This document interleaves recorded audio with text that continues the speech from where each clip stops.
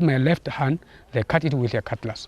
The brutal work of Boko Haram, a survivor of 2 attacks by the group on his village. They came like hunters, hiding behind the bushes.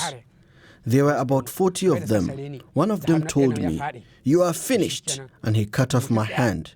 Then he stood up, flipped backwards, and shot in the air.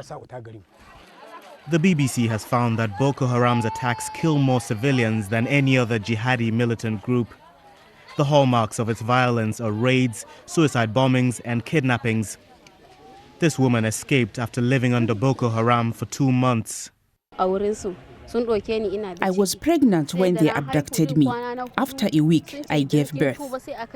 4 days after I gave birth, we were moved.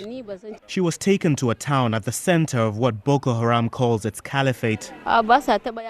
We refused to convert, and young men took us. They were going to kill us, but the elders intervened. We met her in a camp for the displaced. Since 2009, more than 3 million people have fled Boko Haram's reign of terror. But what's behind all of this violence? The little we know comes from videos like this one showing Boko Haram's purported leader. But in July, I met a teacher of the group's radical ideology. He refused to appear on camera or allow us to broadcast his voice.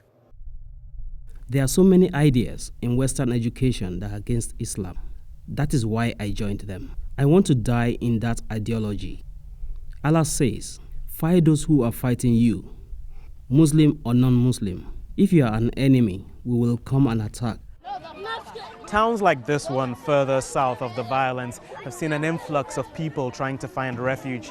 Now, most of the people coming here have fled simply to avoid the threat, but very few of them have actually come face to face with the rampaging militants and survived. The men in one town stood up to the insurgents. They have a plan. Before they enter town, they will send their agent to come and spy. On each motorcycle, there are 3 on it. About 25 motorcycles and the vehicle. They burn our church, burn our shopping complex, and we have no help from government. Government they didn't intervene. The failure of the army to protect such towns has given Boko Haram the edge. And in this war, it's these, the innocent, who are targeted more often than others. Tomi Oladipo, BBC News, Northern Nigeria.